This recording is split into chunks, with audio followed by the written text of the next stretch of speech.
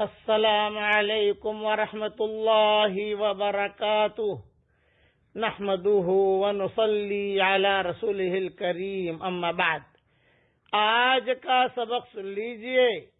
آج کے سبق کی سرخی ہے نیک لوگوں سے دوستی کیجئے، پارٹ نمبر 19۔ حضرت جعفر صادق کا قصہ اور سفیان ثوری کا قصہ بیان کرتا ہوں۔ حضرت جعفر صادق کے والد ہیں امام زین العابدین۔ امام زین العابدین کے والد ہیں حضرت حسین، اور حضرت حسین کے والد ہیں حضرت علی۔ یہ کڑی ہے۔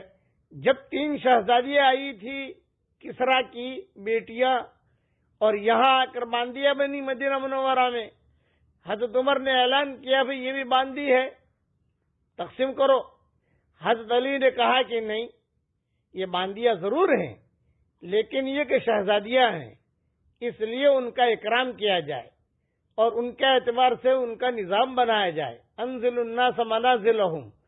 چنانچہ حضرت عمر نے کہا کہ ٹھیک ہے، کیا تدبیر ہو؟ یہ کہ تدبیر یہ ہے کہ بھی انہیں مدینہ منورہ میں رکھو، اچھے خاندانوں میں رکھو، انہیں اختیار دے دو کہ وہ کیا چاہتی ہیں۔ چنانچہ 10 دن 15 دن مدینہ منورہ میں رہی اور ہر ایک نے اپنا شوہر چن لیا۔ ان میں سے ایک باندی نے، ایک شہزادی نے حضرت حسین کو چنا، اور ایک نے عبد الرحمن ابن ابوبکر کو یا عبداللہ ابن عمر کو، اس قسم کے نام ہے جو اس وقت مجھے یاد نہیں، لیکن امام حسین کو چنا۔ اس کا نام تھا غزالہ۔ وہ غزالہ کے پیٹ سے پیدا ہوئے زین العابدین۔ جب زین العابدین پیدا ہوئے تو غزالہ کا انتقال ہو گیا، جس کا اثر امام حسین پر بہت ہوا اور بہت روئے بھی اور کافی کچھ اشعار بھی پڑھے۔ وہ اس وقت کہنے کے موڈ میں نہیں ہوں، انشاءاللہ سنائیں گے بعد میں۔ تو یہ جعفر صادق کے پاس سفیان ثوری آئے، بہت بڑے فقہا میں تھے سفیان ثوری۔ تو جعفر صادق نے کہا بھئی سفیان ثوری تم میرے پاس آئے ہو، تم تو بادشاہوں کے پاس جاتے ہو، امیروں کے پاس جاتے ہو، تمہیں بلاتے ہیں وہ لوگ اور وہاں جا کر اللہ رسول کی بات کرتے ہو، اور یہ امیر لوگ، یہ شاہی لوگ سب ہمارے پیچھے پڑے ہوئے ہیں۔ کیوں کہ ہر وقت سیاڑی رکھتے ہیں کہ کہیں یہ لوگ کوئی تختہ الٹ نہ دے، تو آپ میرے پاس آئے ہو تو آپ کا بھی بائیکاٹ ہو جائے گا۔ تو سفیان ثوری نے کہا کہ نہیں، میں نیک لوگوں کی صحبت میں آیا ہوں، نیک لوگوں سے دوستی کرنے آیا ہوں، آپ کا تعلق حضور اکرم صلی اللہ علیہ وسلم سے ہے، مجھے کچھ نصیحت فرما دیجئے۔ یہ نیک لوگوں کی دوستی، ہمیشہ نیک لوگوں سے دوستی کیجئے، کبھی بھی آپ نامراد نہیں ہوں گے، ان کی دعائیں ملتی رہیں گی۔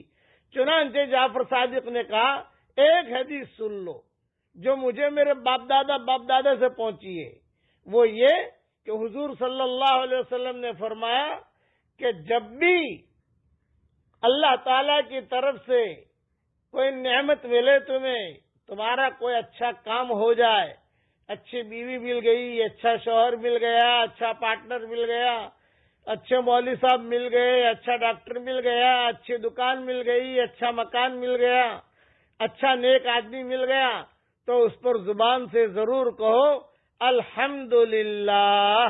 پڑھ لو میرے ساتھ تاکہ نقد جو ہے دھندا ہو جائے۔ پڑھ لیجئے الحمدللہ، یہ کہو۔ اور اگر رزق میں تنگی ہو تو یہ فرمایا استغفار بہت کرو، اٹھتے بیٹھتے، بازار میں، گھر میں داخل ہوتے وقت میں، مسجد جاتے ہوئے، دکان جاتے ہوئے، جہاں پر بھی استغفار، اے اللہ مجھے معاف کر دے، اے اللہ مجھے معاف کر دے، اے اللہ مجھے معاف کر دے۔ یہ رزق کی تنگی کا علاج ہے۔ 2 باتیں بتائی۔ اور تیسری بات، جب بھی کوئی نامناسب حال آوے، ٹینشن آوے، تو لا حول ولا قوت الا باللہ العلی العظیم پڑھا کرو۔ یہ 3 باتیں امام جعفر صادق نے بتائی۔ تو سفیان ثوری، ان کا ایک مقام ہے سفیان ثوری کا، علماء کے یہاں، فقہا کے یہاں، زاہدوں کے یہاں، یہ بادشاہوں کے مجلس میں جا کر بیان کرتے تھے سفیان ثوری، اور کھری کھری باتیں ان کو بتاتے تھے۔ تو جعفر صادق نے کہا ہمارے پیچھے تو حکومت پڑی ہوئی ہے، تم کو تو حکومت خود بلاتی ہے، اس لیے تو سفیان ثوری نے جواب دیا کہ حضرت نیک لوگوں سے دوستی یہ میں ہمیشہ ڈھونڈتا رہتا ہوں. آپ نیک ہیں، آپ کے پاس میں بیٹھا، مجھے یہ چیز پتہ چل گئی کہ اللہ کا شکر ادا کرنے سے اللہ خوش ہوتا ہے، اسی طریقے سے استغفار کرنے سے اللہ روزی دیتا ہے، خوب روزی میں برکت ہوتی ہے. اسی طریقے سے کوئی نامناسب لا حول ولا قوت الا باللہ پڑھا جاتا ہے. دیکھو یہ میرے لیے ایک سبق مل گیا، اب میں زندگی بھر اسے کرتا رہوں گا. اس کا مطلب ہے نیک لوگوں سے دوستی کیجئے اور اس کو نبھائیے بھی. نیکوں کو ڈھونڈیے، اچھے لوگوں کو ڈھونڈیے. بیوی ڈھونڈنی ہے تو اچھی ڈھونڈو، شوہر ڈھونڈنا ہے تو اچھا ڈھونڈو، مکان ڈھونڈنا ہے تو اچھا ڈھونڈو. اللہ سے کہو مایوس انعام کی ہماری شریعت میں کوئی منزل نہیں ہے.